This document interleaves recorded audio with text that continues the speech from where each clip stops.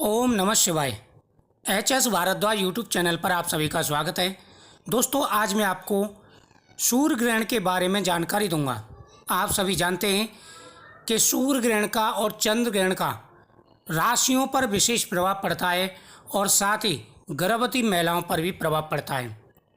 अक्सर कई बार ऐसा होता है कि जब बच्चा जन्म लेता है तो उसके शरीर पर निशान आते हैं, आँखों पर, चेहरे पर, शरीर पर। तो ये ग्रहण के समय उनकी माताएं जो गलतियां कर देती हैं उसकी वजह से बच्चे के शरीर पर प्रभाव पड़ते हैं। आज मैं आपको पूरी जानकारी देने जा रहा हूँ, ध्यान से आपको सुनना है। साल का आखिरी और बड़ा ग्रहण पड़ने वाला है सूर्य ग्रहण। दूसरा ग्रहण रहेगा और आखिरी ग्रहण रहेगा, उसके बाद में अगले साल ग्रहण पड़ेंगे। दोस्तों, यह ग्रहण बहुत बड़ा रहने वाला है। ग्रहण के समय कुछ बातों का विशेष रूप से ध्यान रखना चाहिए। सूर्य ग्रहण और चंद्र ग्रहण, सूर्य ग्रहण अमावस्या को पड़ता है और चंद्र ग्रहण पूर्णमासी को पड़ता है। ज्योतिष शास्त्र के अनुसार सूर्य ग्रहण और चंद्र ग्रहण की घटना को बेहद ही महत्वपूर्ण माना जाता है। जब सूर्य ग्रहण और चंद्र ग्रहण पड़ते हैं, जिस राशि में पड़ रहे हों उस राशि से संबंधित लोगों के लिए बहुत ज़्यादा परेशानी डाल देते हैं। साथ ही अगर उस राशि की गर्भवती महिला हो तो उसको तो विशेष ही ध्यान रखना पड़ता है।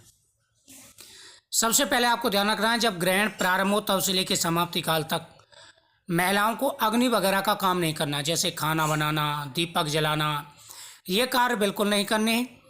गर्भवती महिला पूजा वाली दुकान से गेरू मंगा करके पेट पर जरूर लगा लें, इससे ग्रहण का अशुभ प्रभाव बच्चे पर नहीं पड़ता है। साथ ही चाकू छुरी आदि का काम महिलाओं को नहीं करना चाहिए, इस चीज़ से बिल्कुल बचना चाहिए। साथ ही जितना हो सके उतने भगवान के नामों का उच्चारण करना चाहिए। दोस्तों, ये होता है जब ग्रहण पड़ रहा हो पूर्ण रूप से तो इन नियमों का पालन करना चाहिए। अगर ग्रहण ना भी दिखाई दे रहा हो तो एक दो नियमों का पालन फिर भी करना चाहिए, यानी पेट पर गेरू लगा लेना चाहिए और जितना ज़्यादा हो सके उतना आप जगें, भगवान के नाम उच्चारण करते रहें, मंत्रों का उच्चारण करते रहें, कोई धार्मिक पुस्तक पढ़ते रहें और अग्नि वगैरह का काम बिल्कुल ना करें। चाहे ग्रहण भारत में है या नहीं है, आपके देश में है या नहीं है, अग्नि वगैरह काम बिल्कुल नहीं करना है, इससे बच्चे पर प्रभाव बहुत ज़्यादा पड़ता है। ज्योतिष में ग्रहण को बहुत ही महत्वपूर्ण माना जाता है। कई बार ग्रहण अशुभ भी होता है, कई बार शुभ भी होता है। आज हम आपको जिस ग्रहण के बारे में बताने जा रहे हैं वो है पितृ अमावस्या वाले दिन पड़ रहा है।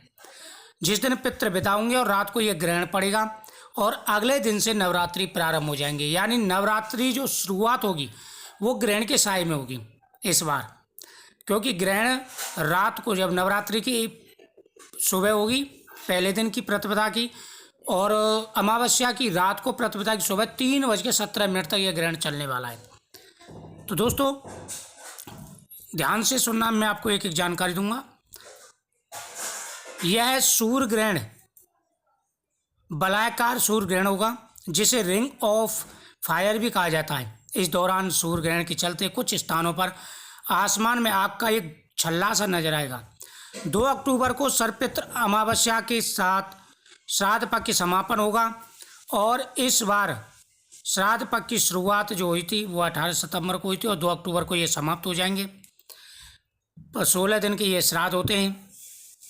वैज्ञानिकों के अनुसार जब सूर्य, चंद्रमा और पृथ्वी एक सीध में आ जाते हैं, खगोलीय घटना सूर्य ग्रहण घटित होता है। अर्थात जब चंद्रमा घूमते हुए जब सूर्य और पृथ्वी के बीच आ जाता है तो सूर्य का प्रकाश धरती पर नहीं पड़ता, जिसे सूर्य ग्रहण कहा जाता है।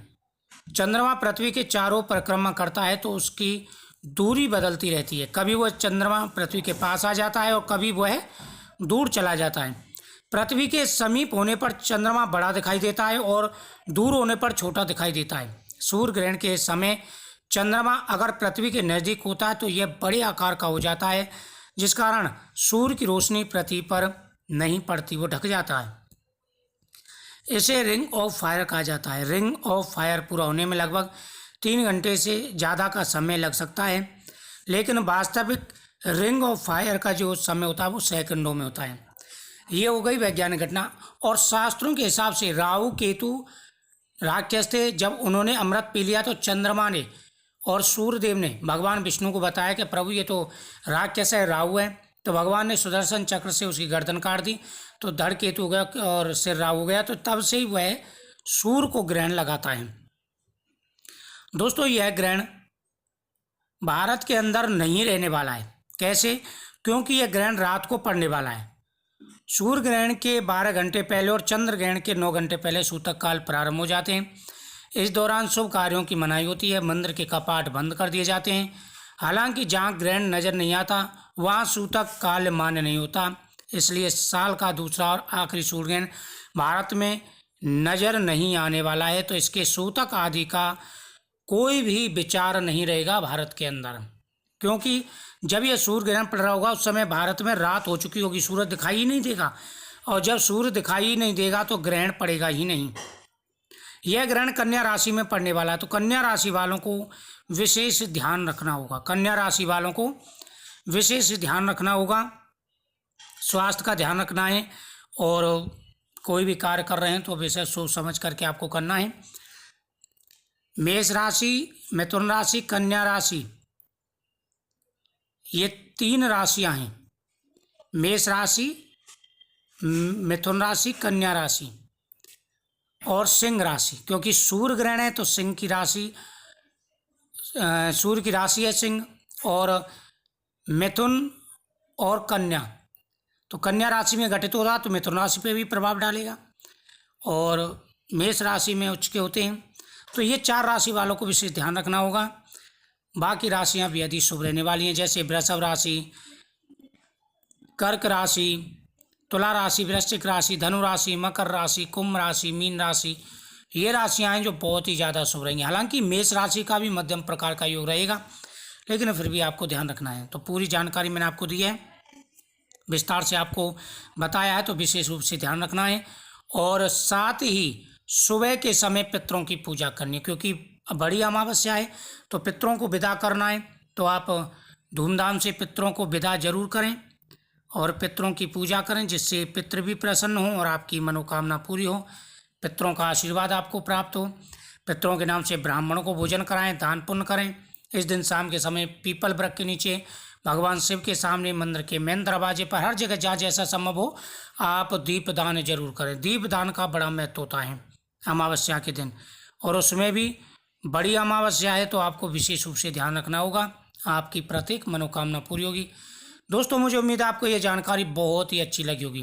वीडियो को ज़्यादा से ज़्यादा शेयर करें, चैनल को सब्सक्राइब करें, कमेंट में जय महाकाल जरूर लिखिएगा, और जो नियम उपाय बताए हैं वो आप जरूर करें।